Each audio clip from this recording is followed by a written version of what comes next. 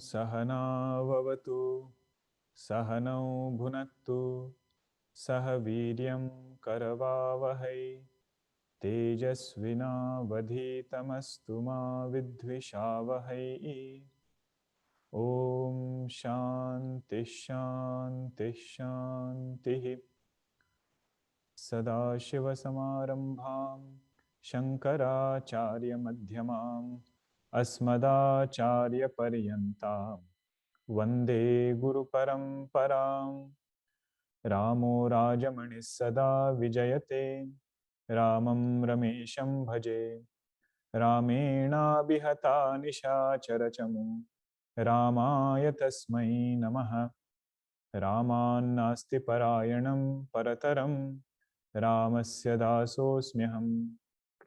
रामे चित्तलयः सदा भवतु मे भो राम मामुद्धर।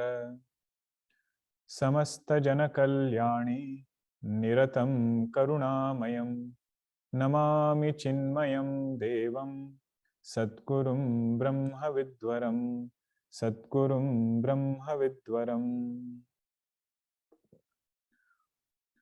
ॐ आप्यायन्तु ममाङ्गानि वाक् प्राणश्चक्षुश्रोत्रमथो बलमिन्द्रियाणि च सर्वाणि सर्वं ब्रह्मोपनिषदं माहं ब्रह्म निराकुर्याम् मा ब्रह्म निराकरोत्। अनिराकरणमस्त्वनिराकरणं मे अस्तु तदात्मनि निरतेय उपनिषत्सु धर्माः ते मयि सन्तु। ॐ शान्ति शान्ति शान्तिः। प्रतिबोधविदितं मतम् अमृतत्वं हि विन्दते आत्मना विन्दते वीर्यं विद्यया विन्दते मृतम्। Hari Om.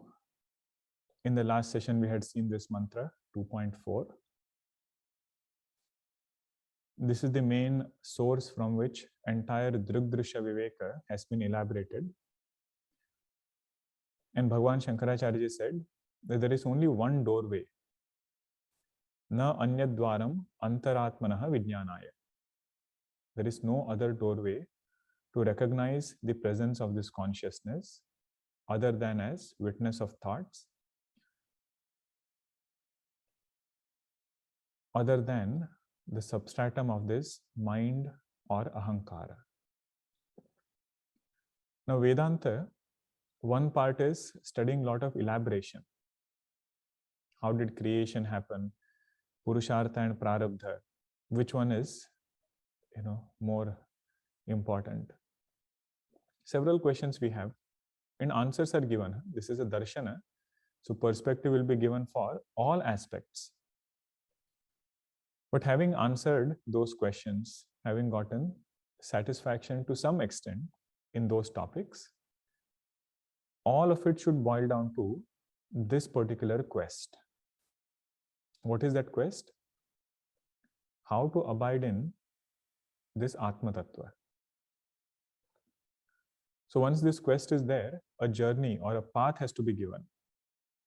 So that path is this, where Acharya says, the Upanishad Rishi says,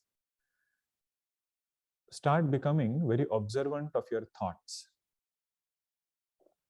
Not as, sadhana type of observing. It's not trying to judge whether this is a good thought or not a good thought. You see, that is part of sadhana. Over here, the main effort is to make thought as drishya. To make thought as something which is seen.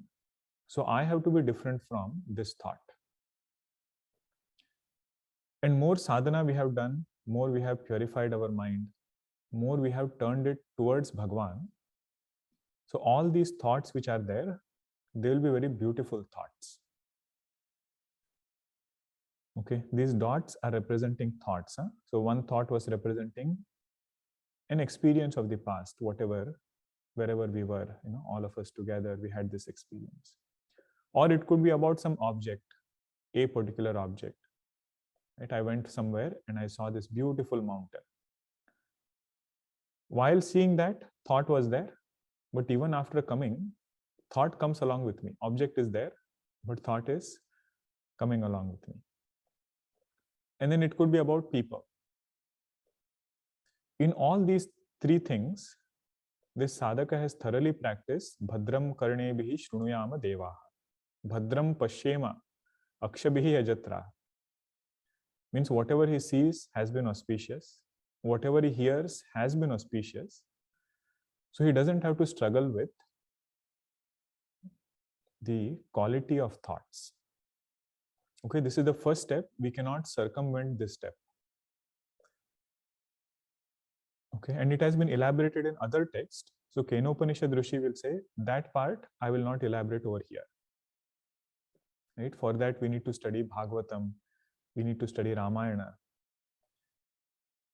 Yesterday, we were discussing in our Vanaprastha Satsang that the whole purpose of our sadhana, whole purpose of observing auspicious days like Shivaratri is to make our mind Bhagavad-akara. Akara means form. If you give this mind a pot in front of it, mind will become Ghatakara. If you give a cloth, mind will become Patakara. Any object for that matter. You might be looking at your laptop screen. So mind is becoming laptop akara the moment you look at the screen. But if the object of our thought is Bhagwan's guna, if object of our thought is Bhagwan's nama, then what will mind become? If Ghata came, it became Ghatakara. If Bhagwan comes as Vishaya, it will become Bhagavad-akara. So that is the goal of all our sadhanas, all our observances of auspicious days. And once I understand nature of my Bhagwan as this entire creation, so no matter where I look, no matter with whom I interact, this buddhi is very brightly shining in that sadhaka's mind. That I'm not interacting with this harmonium or some object. The sadhaka feels I'm interacting with Bhagwan.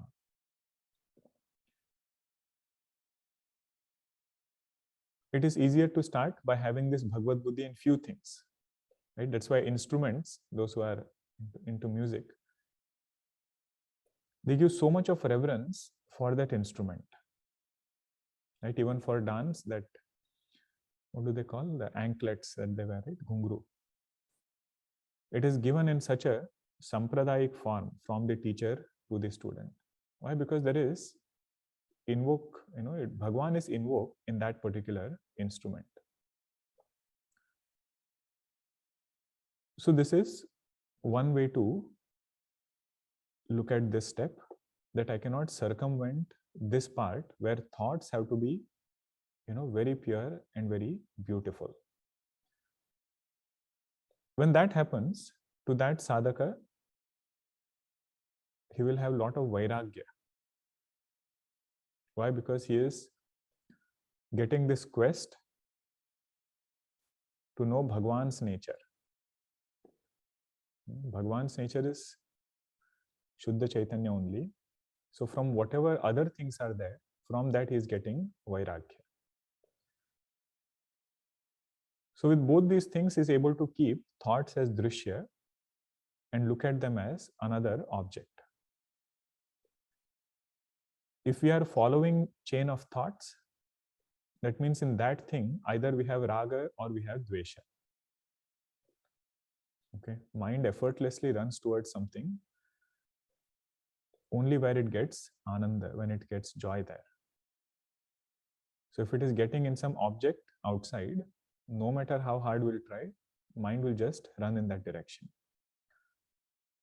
So if I want to quieten this mind, calm down this mind, so the main antidote there is vairagya. And for vairagya, pratipaksha bhavana, looking at other side of things, looking at the limitations in that thing. Another simple example to look at this is, what are we trying to do here? We are looking at thought, and through thought, we are appreciating or recognizing that consciousness which has as though gotten conditioned by this thought. Another example which is given is when we go to an ophthalmologist, right? They have that screen where different alphabets are written in different font sizes, and they will ask you to read, right? What are these letters? Now, the purpose of reading those letters is not to test our English, right? Purpose of reading those letters is to know how our eye is functioning. So just like that, over here, purpose is not to purify the thoughts. The purpose is not to judge the thoughts. The purpose is only to shift attention to the witness of thoughts. Okay. So that is this prakriya, very powerful. We should give ourselves sufficient time to settle down in this way of thinking. So Raman Maharshi ji and great Mahatmas, if you notice them, they have one prakriya, one way of thinking that they have very well settled in. All other things they will elaborate, but finally they will come to this point. What is it? That if you are seeing thoughts, and thoughts are drishya. Raman Maharshi ji said, these thoughts are dependent on this ahankara. Vritteyastu aham vrittim ashrita. Right? Aham vritti means ahankara. So idam vritti, which is flowing in the form of different vishayas, all of them are rooted in this ahankara. Only when ahankara rises, idam vrittis are recognized. So then he said, inquire into where is that ahankara rising. You see, that is Raman Maharshi's doorway. Okay, no matter how many experiences are there, he will boil it down to thoughts. From thoughts come to ahankara. From ahankara go to the adhisthana, the substratum of this ahankara. Okay, so this was just the prakriya. We have not yet come to what is the greatness of this method. We are just trying to understand what is this Upanishad mantra trying to say. Pratibodha viditam matam is don't have this doubt or don't search for consciousness, don't search for Atma, don't search for Brahma. It is available right here as witness of thought, and that is who I am. Sometimes what happens is, I say, okay, I am this person, and there is some Atma which is witnessing thoughts. Okay, so I say, no. I am that Atma in whose light ahankara is known, in whose light all thoughts are known. Okay, so thoughts are over here. They have specifics, knowledge of specifics, means which color it is, which shape it is. All that knowledge Sakshi doesn't have. Whether it is a good thought or a not so good thought. Sakshi is unaffected, unaware, oblivious of nature of thoughts. Okay, so that is called as Samanya Jnanam of Sakshi, no knowledge of specifics, and if knowledge of specifics are there, that is called as Vishesha Jnana. So all sadhana happens at Vishesha Jnanam level. Okay, paying very close attention to nature of thoughts and everything. But Tattva Jnanam is not at Vishesha Jnanam, it is at Sakshi level. To abide ourselves in nature of Sakshi, which has Samanya Jnana. Okay. And it is Sarva Pratyadarshi, it is witness of all thoughts. Our Swamiji used to give a very nice example. He would say, Tattva Jnanam is like a switch, in a dark room. If the room is very dirty, very messy, right? And you turn on that switch, light will come and just tell me how things are. If mind is impure, it will just tell me that mind is impure. It will not, just like that light will not clean the room, in the same way, Tattva Jnanam will not purify our mind at thought level. Purification of the mind will happen through devotion, it will happen through Karma Yoga. Secondarily, it might, means if you do Shravanam for a long time, then you will get this quality of sitting in one place. So mind has become relatively quieter. Again and again, there will be other things which are told. So secondarily, Vedanta will purify the mind, but the primary antidote of purifying the mind is Karma Yoga and devotion. So all are very synchronous. Every practice has its own power, it has its own role. If I want to clean the room, then what do I have to do? Actually go and do some action. Just by thinking that this room should be clean, it will not get clean. Right? I have to start folding clothes, I have to start mopping the floor. So karma is needed. That karma is what we saw in Vedanta Sara. Nitya Naimittika, Prayaschitta, Upasana. All these karmas are very well done when some sadhana is there in life. Japa is there, some pujanam is there. Special occasions, special sadhana, this sadhaka does. Now, unless we do it knowingly, consciously do those sadhanas, mind is not going to get purified. Vedanta, only knowing. Sadhana, knowing plus doing. I have to know how Karma Yoga has to be done. For that, I have to study 3rd chapter of Bhagavad Gita. But only knowing is not sufficient. When I'm actually doing my duties, when I'm with people, making sure that this knowledge I'm implementing in my vyavahara. Okay. Otherwise, this looks like a very impractical solution.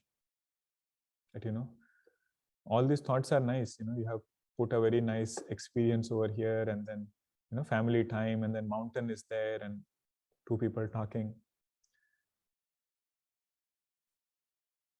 In and through all those experiences, it should be very auspicious experience.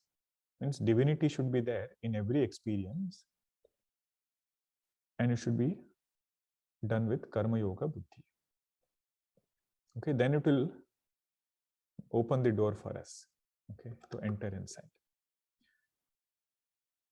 Now Bhagwan Shankaracharya ji, he takes up another very important topic. He says purpose of Vedanta is not only to come to this point that I am witness of thoughts. Because until this point, you can come even without Vedanta. Right? Simple Drigdrishya Viveka you do. Whatever is seen is different from me. I see this watch is different from my eyes. So I'm seeing thoughts, I have to be different from thoughts. Now somebody might say, what is the need for Vedanta? You say, this is only 50% Vedanta. Okay, if we really want immortality, then we need to deepen our understanding of this Sakshi. What are the implications of understanding our nature as Sakshi, not this mind, not this body? Those indicators Bhagwan is taking now. He says, okay, are you convinced, at least, on paper, that you are witness of thoughts different from these modifications? So the first implication of this is that witness is devoid of birth and death. This modification of birth, modification of death, and in between there are so many other modifications happening, right? Our physical body, it keeps growing, and at some point it grows in a direction that we don't want. It is still growing, but we say that apakshiyate, it is going down in its abilities, in its powers, whatever things. So knowing myself to be Sakshi means I am free from birth and death. Why? Because these modifications are happening in this physical body. They are known to me as a thought, and I am different from these thoughts. Right? So all vikara, all modifications are part of sthula sharira, and they're recognized as vrittis. They're recognized as thoughts. So I, as this pure consciousness, am devoid from birth and death. Now you see, what are the implications of being a witness? Huh? We are not only interested in witnessing an object of pot and cloth and other things. Bhagavan Shankaracharya says here, you are a witness of all modifications of this body. The word he uses is upajanana apaya varjita. Upajanana means birth. Apaya means death. Varjita means devoid of. Now, without this elaboration, we will not appreciate what Bhagavan Shankaracharya is saying in Nirvana Shatakam. Although we chant it, na me janma, na mrityu. This is why, because I am Sakshi, all these are Drushya Dharma. Birth and death, this physical Pancha Mahabhuta, it gets a specific form, and then that form goes back into 5 elements. In between, I have Aham Buddhi in this Pancha Mahabhuta and start saying that this is my body. Right? So Vedanta Jnanam is to shift that Aham Buddhi from this Pancha Mahabhuta of this physical body to this Shuddha Chaitanya. And this Sakshi is immortal to begin with. I don't have to create this immortality. I just have to distance myself in my understanding from this physical body. Okay. Now, all other layers also we should understand as implication of this. Means whatever things we do with too much of attention on this physical body, that this is who I am, that should get shaken. If we don't, then different experiences will come and shake us. Right? So it is better that we do it ourselves with this, support of Guru Parampara, support of Upanishad, and shift our identity from physical body to the witness of this physical body. Okay, this is the first one, that knowing myself to be Sakshi, this is the first implication. Second is, I am not some entity which comes and goes in this creation. This witness is eternal. In fact, I am not part of time. In Vedanta, when we say the word Nitya, right, it's a very specific word. Generally, how we think, Nitya means I am always there. Okay, I am eternal in time. We say no. This time itself is an appearance in me. I am the witness of time. That is why I am devoid of time, or I am transcending that time. So in Bhagavatam, in Kapil Bhagwan's Upadesha to Devahuti ji, Kapil Bhagwan describes what is this Kala, what is time. There are several indicators in Bhagavatam. One indicator is Kala is Krama Samvit. Krama Samvit means what? Now this physical body, right? The inherent nature of this physical body is to undergo change. When I become aware of that change, that knowledge of change is called time. Careful, huh? What is this understanding? Kalo nama krama samvit. Time is not my watch. Huh? It is not just ticking of the clock. That way I can just, remove the battery and say time is stopped. And this time change, the one that they push back, that just shows that time is such a relative thing. Anybody can change the clock, make it go 1 hour forward, 1 hour backward. That is not time. That is just a convenience we have adopted. So everybody has a standard measure. Time is the knowledge of perception of change. Knowledge of perception of change. Or perception of change is time. Knowledge is more specific, but you can just say perception of change, that is time. Now, this perception of change also, I am witnessing. Right?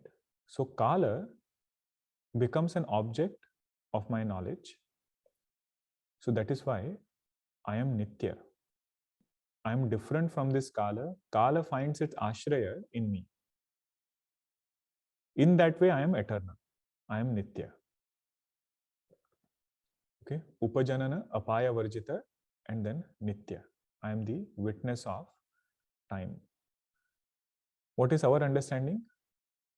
That I am a creature who comes and goes in this creation, bound by time. Means I have a date of birth, and there will be a time when I will cease to exist. You see, that is only this conditioning. What is your understanding of I?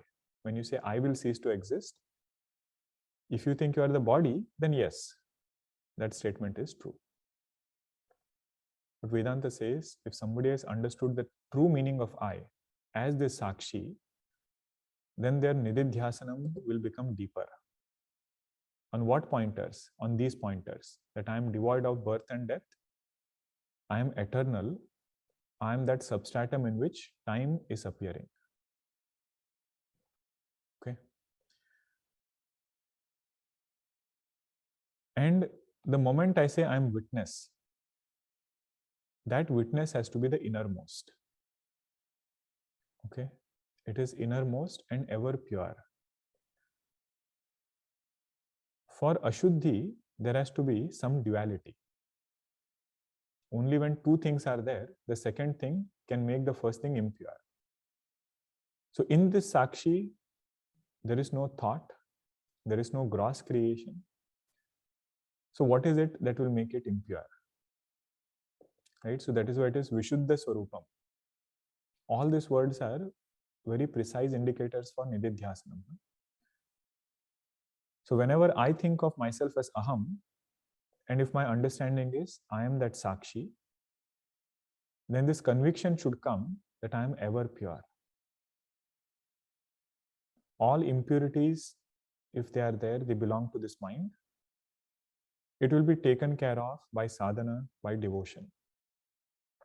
In my Swarupa, there is no impurity whatsoever.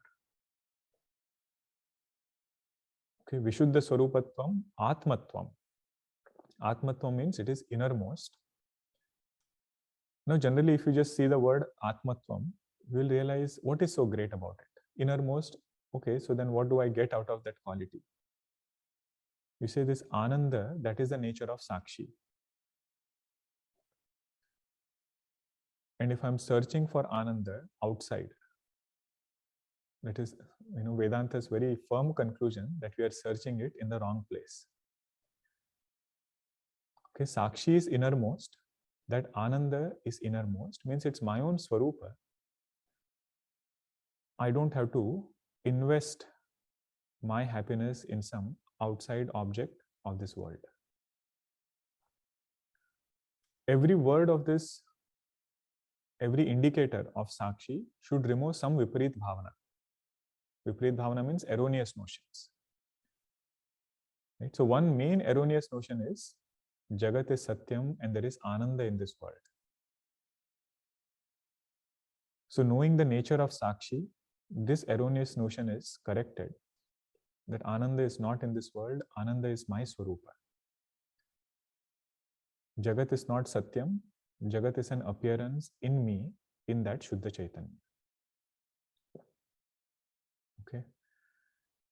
Bhagavan Shankaracharya says, only when we reflect on these pointers, Amrutatvam is there.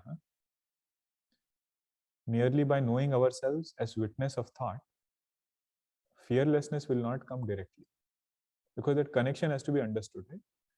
That this Sakshi, which is witness, is devoid of birth and death, which could be one source of fear. Time could be another source of fear. not getting joy in this world. That could make us anxious. That could make us disappointed. All those things should be removed with this Vedanta Jnana. As Sakshi, I have no Janma, no Mrityu. I am unaffected by time. I am witness of time. And the third one is, I am ever pure. I am Ananda Swarupa. I don't have to go anywhere or do anything to get this Ananda. In fact, everything that I do reflects this Ananda. It is not other way around. I am not doing things for Ananda. Abiding in this Ananda, I am doing all actions. Okay. Bhagavad Gita class, we will see this shloka. Yastvatmaratereva syat atmartruptascha manavaha atmanyeva cha santushtaha tasya karyam na vidyate. Bhagavan Krishna says, there are few people who revel only in this Atma Tattva. They have opened the door, they have gone inside, and they are reveling in this. They are content in their own nature. For them, there are no injunctions. They don't have to do anything as an enjoined duty. For all of us, Bhagavan says, Karma Yoga is your enjoined duty. You have no choice. You can't drop karma, nor can you get caught up in karma. So do Karma Yoga. But for somebody like Taponji Maharaj, Puja Gurudev, Raman Maharshi Ji, whose trupti is only in Atma, it says they are free from even injunctions of Vedas. They are free from any injunctions. Okay. So these indicators, more we reflect, more we will benefit in our meditation. Now you see, what are the implications?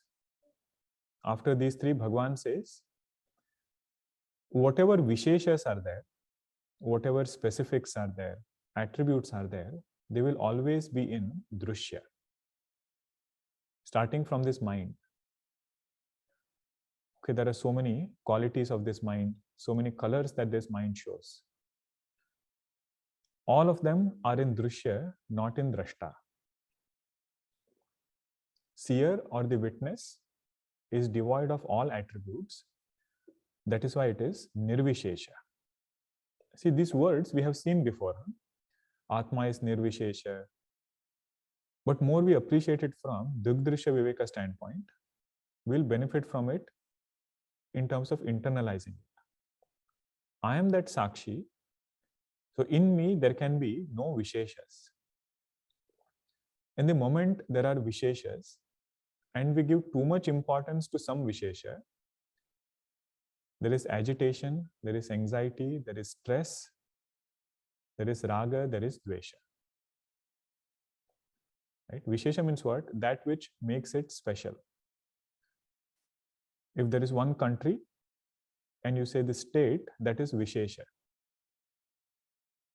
And if I am too attached to that state, I say my state is better than other states, then that Vishesha, raga towards that Vishesha, will give a lot of sorrow. So in the eyes of Jnani, their idea of Aham is this seer or Sakshi, which is Nirvishesha.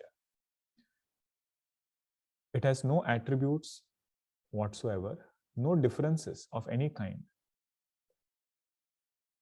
And in that Nirvishesha Sakshi, all Visheshas are appearing. Right? So any Vishesha they see, they say this is an appearance in me only. And seeing oneness with creation, seeing oneness with everybody around us. These are the implications. Merely by saying I am Nirvishesha, Amrutatvam will not come, fearlessness will not come, Dukkha Nivritti will not happen. The precise implication of that should be understood, and more we try to own up in whatever time. That is our journey towards abidance in this truth. That is our journey towards abidance in happiness. Right? That is where we started. We didn't want to just abide in Sakshi. We wanted Ananda, and now it is being told to us, this is the nature of Ananda. This is nature of Sakshi, which is devoid of all attributes. I should make sure that I don't get stuck by any attributes. More importantly, the worldly attributes, worldly titles, worldly differences. Right. Now, Bhagwan Shankaracharya is making step by step, another very bold claim. He says, this Sakshi that you have identified is not witness of only one mind, it is a witness of all minds. What I call as Aham, as this Sakshi, witnessing these thoughts, I alone am witness of all thoughts. So then how do I not know other person's mind? You see, the previous slide we discussed, Sakshi has Samanya Jnanam. Vishesha Jnanam is there in thoughts, it is there in that individual Ahankara. So as Sakshi, I will not know specifics, thankfully. Even our own mind, Sakshi doesn't know the specifics of good thought, bad thought, and other things. It is just illuminating. It is that substratum in which thoughts are rising, thoughts are sustained, and thoughts dissolve back into. So in that way, I am illuminator of all thoughts. In my light alone, all intellects get illumined. Now, more so, this is to push us in the direction of letting go of finitude even for this Sakshi. Otherwise, what happens is we might come from body to mind and say that I'm witness of thoughts. But still this misunderstanding is there that this Sakshi is limited to this body. So to break that, this particular indicator is given. Ekatvam cha sarvabhuteshu. It is one witness illumining all intellects. This one witness alone is appearing as all first and then illumining all intellects. Okay, there is no duality even there. Right? It is not that there is all and then there is this Sakshi and now it is one by one illumining all intellects. No, no, no. Sakshi is that substratum in which all is appearing, and in that all, it is also illumining all the intellects. Okay.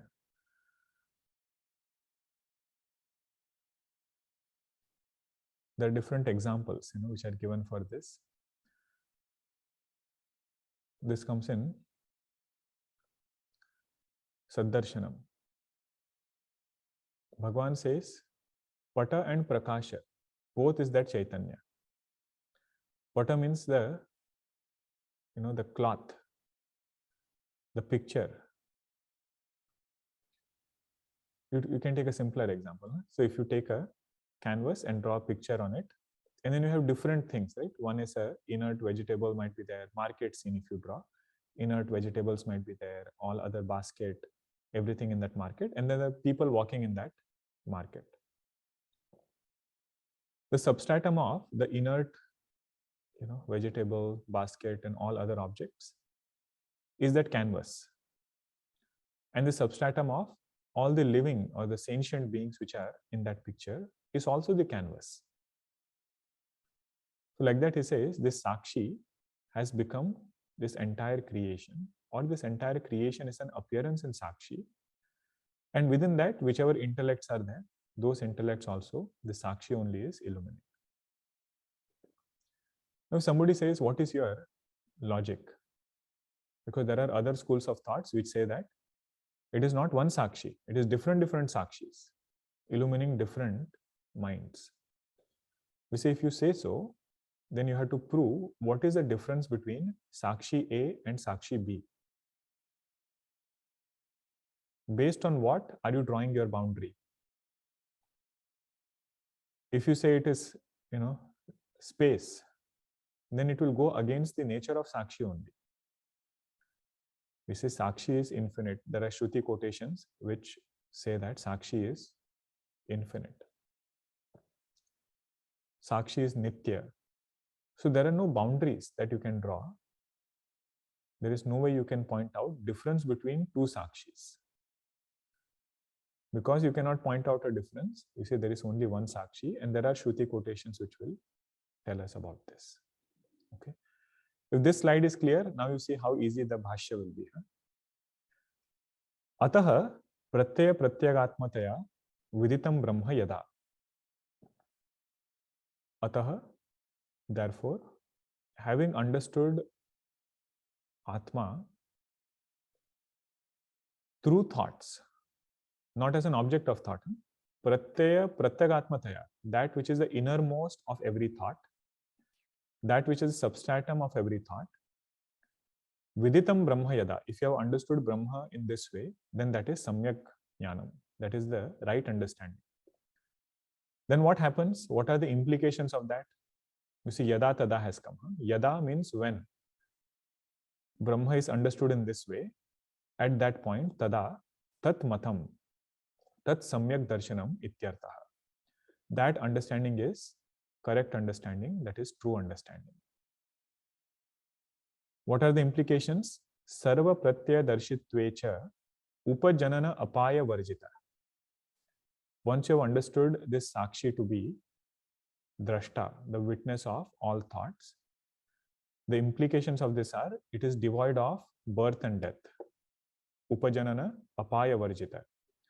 Druk swarupata, it is ever the witness, never becomes seen. So don't search for Sakshi outside, it will never become drishya.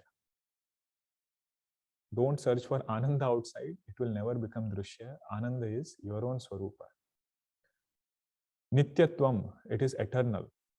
All these indicators we just saw, but opening up, we saw it before, but now we are just seeing the summary part of it in Bhashya. Nityatvam, I am the witness of time. That is why I am eternal.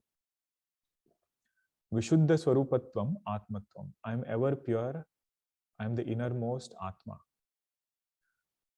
Nirveshshata, Saveshsha is only in Drishya. Atma is always Nirveshsha. Chaitanya is always Nirveshsha. Ekatvam cha sarvabhuteshu siddham bhavet. This is the key line at the last. That this one Sakshi alone is the witness of all Sakshis, all minds. Nobody is different from me. Okay.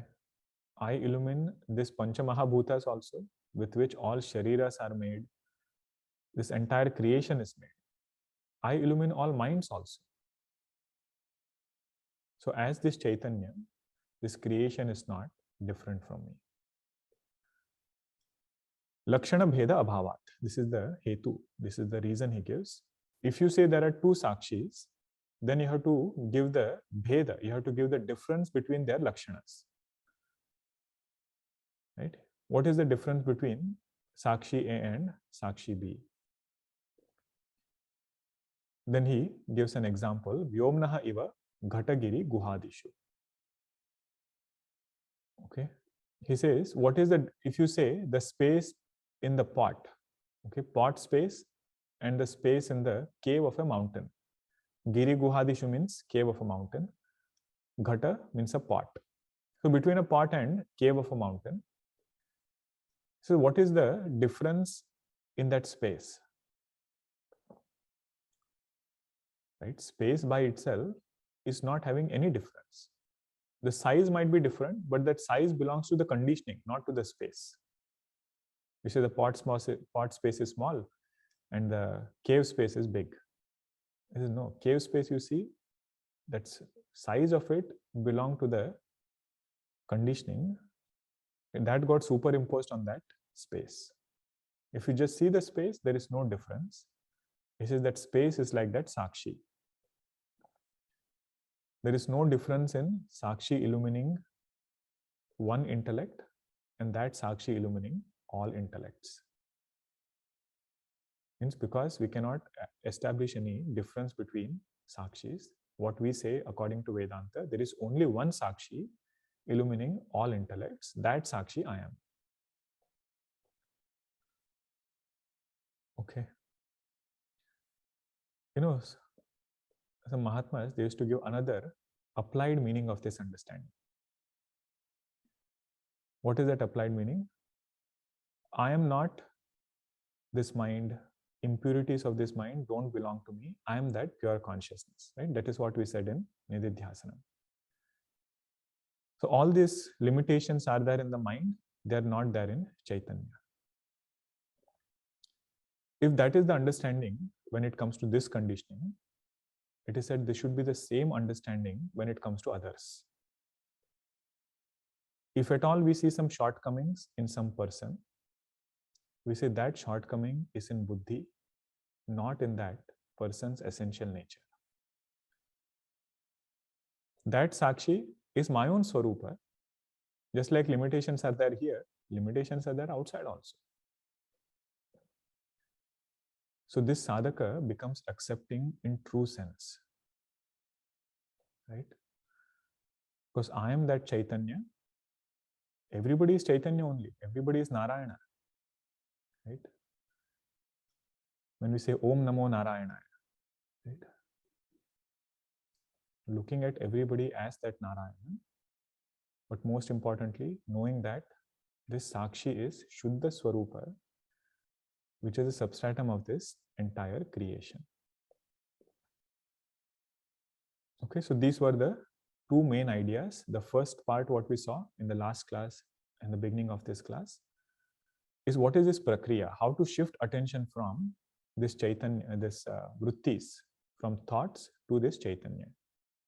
So there the main point what we saw was this mind has to be mellowed down, mind has to have beautiful thoughts, pure thoughts, read lot of Ramayana, lot of Bhagavatam, do lot of sadhana, every action with karma yoga buddhi, in and through every moment of our life. With that, this mind that we get, that mind we can make drishya. Drishya as clear as hastamalaka.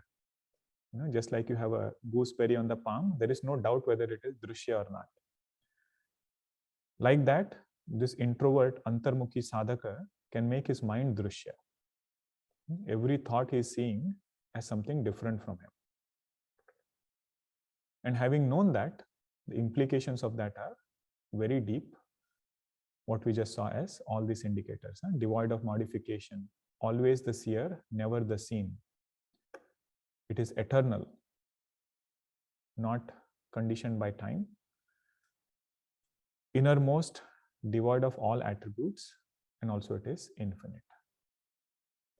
So these indicators we have to hold on to at or in our seat of meditation. Okay, because Viparit Bhavana is so strong, it doesn't make us feel this way. Right? Do I feel I'm devoid of modifications? I have no birth and death. Very quickly we superimpose ourselves with this body, with this mind.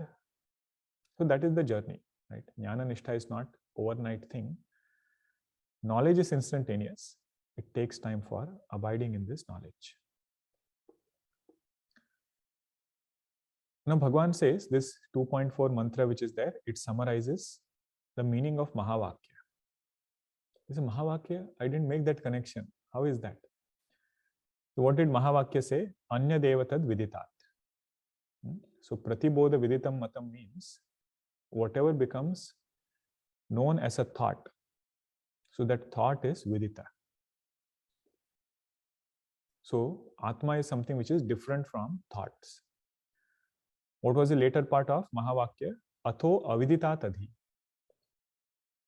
At the same time, this Atma Tattva is not completely unknown to me because it is ever recognized as Aham. It is of the nature of consciousness. Consciousness will always reveal itself. It will never be unknown. Only thing is my attention is not there. Where is my attention? Attention is on Vishaya. Right? That is why this prakriya is there. It is reverse journey. Going from Vishaya to thought, that itself takes a lot of effort. From thought, shifting attention to Chaitanya. Bhashya is easy, right? Concept once you understand.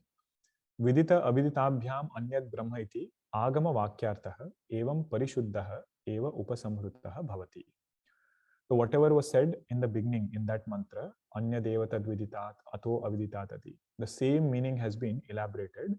And with this mantra, Pratibodha Viditam Matam, that meaning is concluded. Okay. Eva Upasamhrita means concluded. Upakrama means starting, Upasamhara means conclusion. Drashte drashta Shrute Shrota Mater Manta Vijnater Vijnata. This should be Drashter Drashta. I'll correct this. Vijnater Vijnata Itihi Shruti Antaram. Other Shruti mantras also say that we are familiar with all the actions of these conditionings, right?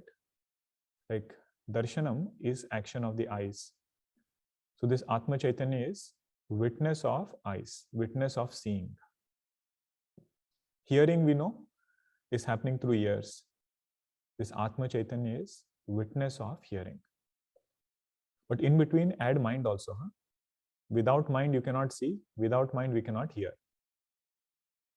So sense organs are gathering data from the world, and that is going to this mind. Okay, Mater Manta Vijnater Vijnata Itihi Shruti Antar. Vijnater Vijnata means one who is knowing or thinking as thoughts. Vishesha Jnanam, the witness of this Vishesha Jnanam, that is Sakshi.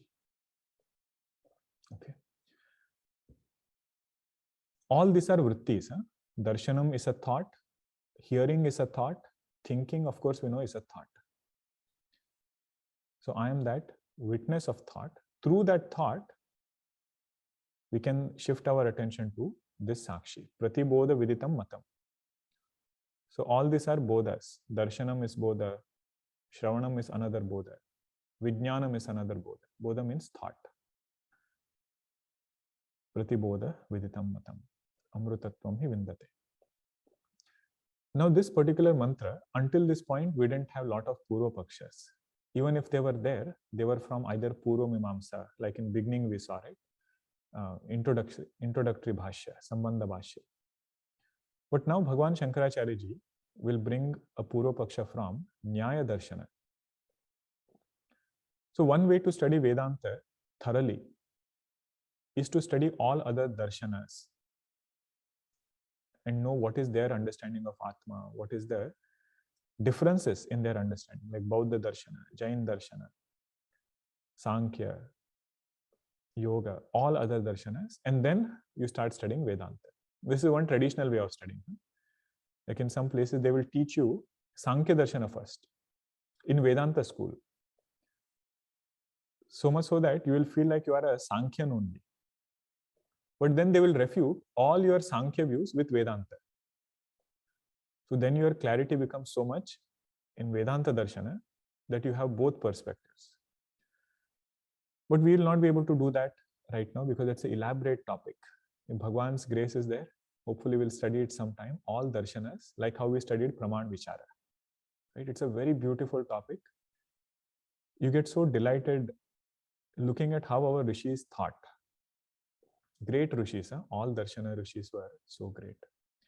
But another way of studying that is whatever portion we need, right? That portion we will take from every darshana, try to understand it, what is their point of view, and then try to see how Vedanta is answering that point of view. Okay, so next class we will start with that. I'll introduce darshanas, all 9 darshanas at a very high level, not even scratching the surface. Okay, just the Pravartaka Acharyas and what is their main thought. Why are we studying darshanas? What is their contribution to us as an individual? Because they were not academic darshanas, not studied only in universities. It became an integral part of their life. Right? So all those topics we will see in the next session. If I start that, then it will take some time to enter into it. Om Purnamada Purnamidam Purnat Purnamudachyate Purnasya Purnamadaya Purnameva Vashishyate. Om Shanti Shanti Shanti. Harihi Om Shri Gurubhyo Namaha. Harihi Om. I hope all of you had a chance to sign up for our Nama Japa, which is happening on Shivaratri day. Encourage all of you to come in person and just be part of Nama Japa. Even if you are not the main chanter, you can always sit and take Bhagwan's name, make your mind Bhagwadakara. That is the main purpose. Rudrashtakam, I hope all of you are chanting at home. And also our sevaks have shared a form for signing up for volunteering. They'll be meeting today, tomorrow, also Shivratri day and the day before. This is a time if we can just get our hand into any seva. That is one way of invoking Bhagwan's grace. If we have a wonderful team, everybody is doing a very nice work of setting everything up. But whatever we can contribute, feel free to come and join. The form is online. In Sandeepany, I remember when Shivratri used to come, there used to be different groups, which would come and want to offer their seva. It was an ashram, right? So everybody stayed in the ashram. All gardeners, they would have their own group. The cooks would have their own group. They would say, we also want to come and put that vibhuti inside. 100,000 people, they will come on Shivratri day. So getting that opportunity to serve Bhagwan's work. I also look forward to meeting you in person. If you are planning to come in the evening for puja, Panditji will lead beautiful puja he does all the way until midnight. Okay.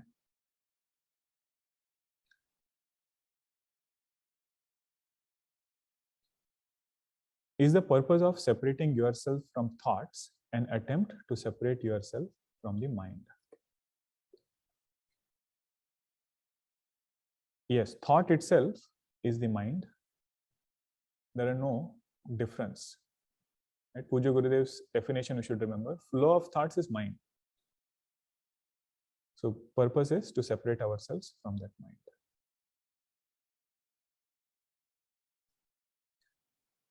Whatever we do, Vishesha Jnanam, that thought is conditioned. Shifting that thought which is conditioned, still be limited and conditioned by nature. So should we shift the thought or go beyond the thought? Is going beyond the thought also Vishesha Jnana? This question will come. That when we say shifting the thought, what is our understanding? That right now my mind is on some object, let us say, right? This chair. Now if I say shift your attention from this chair to this camera, right? So what did I do? Shifted my attention to this camera, which is also another thought. Now if I say shift attention to Sakshi, then what am I doing? Shifting it like this, going inside. Is it no? Not in that way. Shifting attention to Sakshi is only through knowledge. Right? What was happening here is, I'll give one example first before we go there. If I say, this watch is there on my hand, right? I say, what is there on my hand? You say, watch is there. And if I remove this, and now I say, what is there on my hand? You say, nothing is there. You say, did you notice that while this watch was there, there was light? And even when this watch is not there, light is still there. So how will I shift my attention to light? You say, not, I don't have to do anything again to shift. I just have to know. Right? Light was ever there. I just have to know that in this light alone, this watch was seen. In this light alone, absence of this watch is also seen. So with thoughts, what happens is, because our attention is on Vishaya, attention never goes to Sakshi. I think mind is independent and mind is absolute. There is nothing beyond this mind. So when we say shift attention to Sakshi, it is only through knowledge, not holding on to any Vishaya, not holding on to any particular thought. Another way to look at it is, shifting attention to Sakshi means thinking about nature of Sakshi. That is why it becomes very important to get clarity about all these indicators. right? What we saw today, Upajanana, Apaya Varjita, Nitya, all those indicators of Sakshi are very important. Otherwise, how long are you going to just be witness? This mind again will go back. Okay.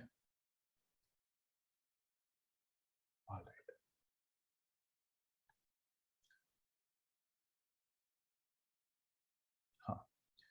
Reflecting whether Bhagwan essence Saguna has Vishesha Jnanam or Samanya Jnanam.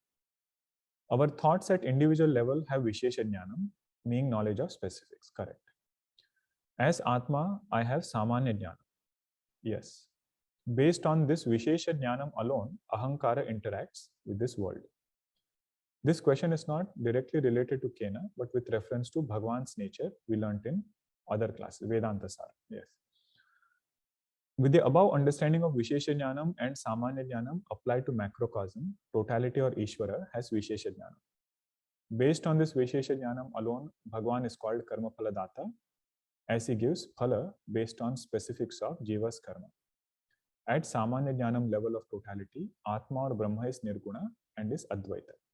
Am I right in my understanding? Yes, that is perfect. Bhagwan, we saw that quotation, right? Sarvajna, Sarvavit. So there in Mundaka Upanishad, Sarvajna is mapped to Samanya Jnanam. Samanya Jnana means that Chaitanya in whose light all Jnanam is illumined. So that is Bhagwan's nature as Nirguna Swarupa. And as Saguna, Bhagwan is having Vishesha Jnanam of this entire creation. In particular, karma phalas, in particular, all things which are happening in this creation, happening through Maya. So as Jiva, our Vishesha Jnanam is for objects, or it could be some other karmas that we are doing, whatever vyavahara we are doing, that is our Vishesha Jnana. Correct, that is true. Who gets the knowledge that I am witnessing? Is it Atma? The answer to this is, who is deluded? Whatever answer you give to that, that same entity gets the knowledge. Okay. And this is a technical topic. The main topic here is, what is the ashraya of ajnana? What is the locus of ignorance? There are two schools of thoughts. One school of thought says Atma itself is locus of ignorance. This, another word is deluded Brahman. Or Swamiji used to use this word, deluded Brahman. You can explain it that way.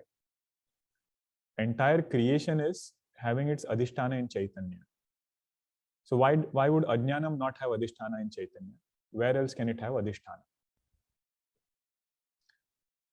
Right? But adhisthana, like that snake is having, that snake is superimposed on that rope. Like this, Ajnanam is superimposed on Chaitanya. Another school of thought is Jiva is locus of Ajnana. This Ahankara or this finite being, that is the locus of ignorance. So you say, ignorance is in Buddhi and that is getting removed. If you say Atma, then you say Atma which got identified with conditioning, deluded Brahman, that Atma is getting knowledge. But knowledge, vritti is happening in Buddhi only. Right? Because of that superimposition, both appeared together. Among different types of thoughts, experiences, objects, interactions, where does emotion fit? Emotions are also a form of thought. Is that correct?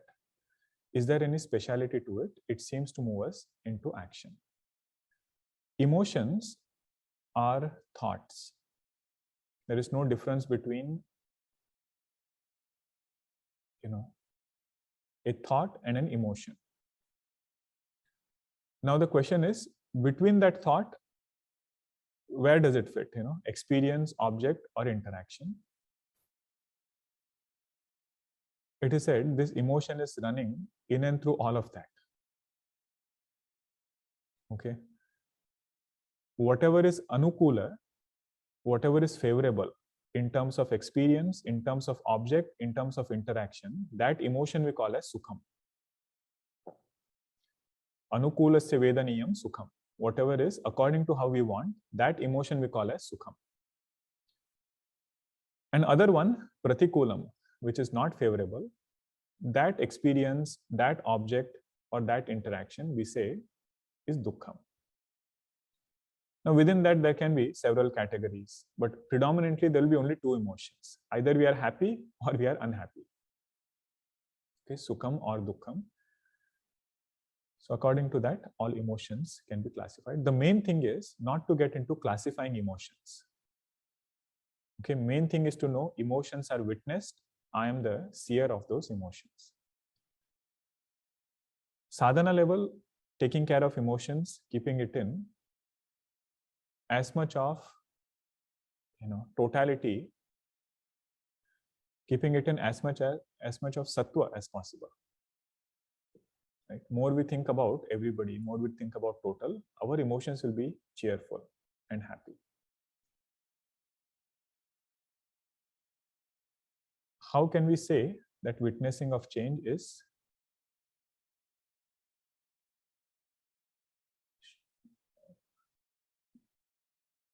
I'm trying to understand. Can we say that witnessing of change in our sharira akara is kala?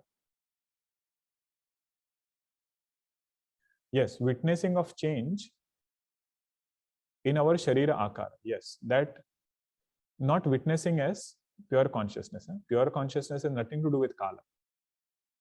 But this vishesha jnanam, that happens of change, I am the witness of that. And this vishesha jnanam of change, that vishesha jnanam is called as kala. Krama samvit, when it is said. So that krama means sequence, change which is happening, being aware of that. That is what is called as time.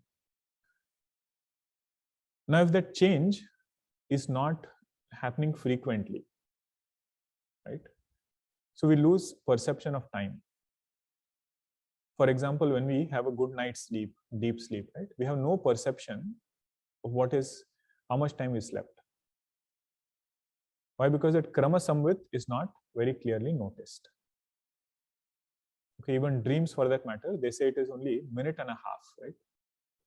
But we don't notice it that way.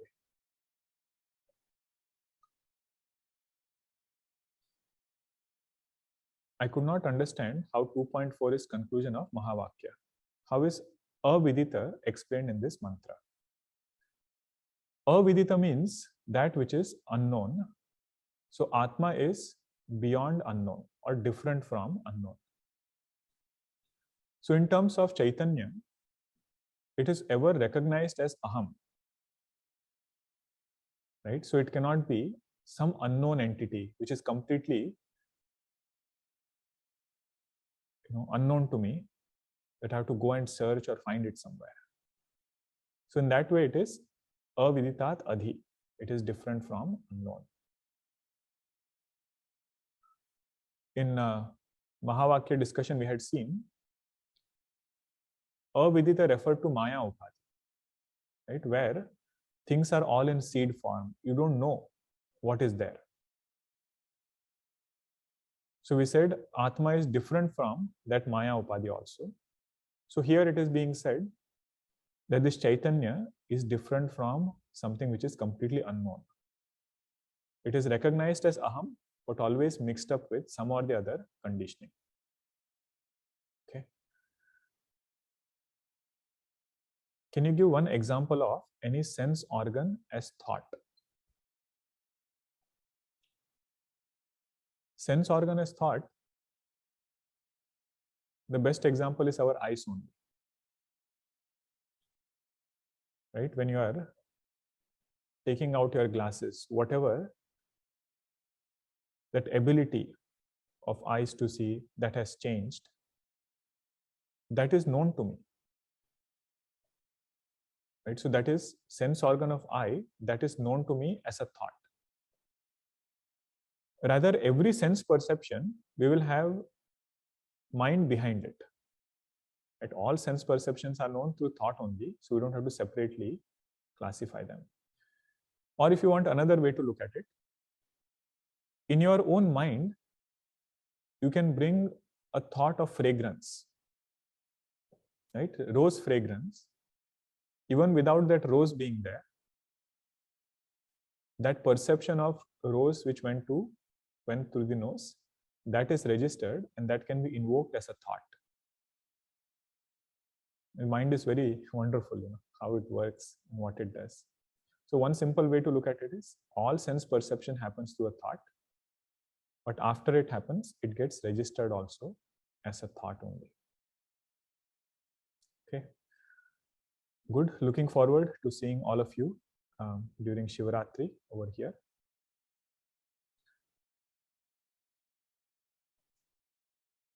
If there are any other questions, you can turn it in the Google form. Okay, we'll take it up next time.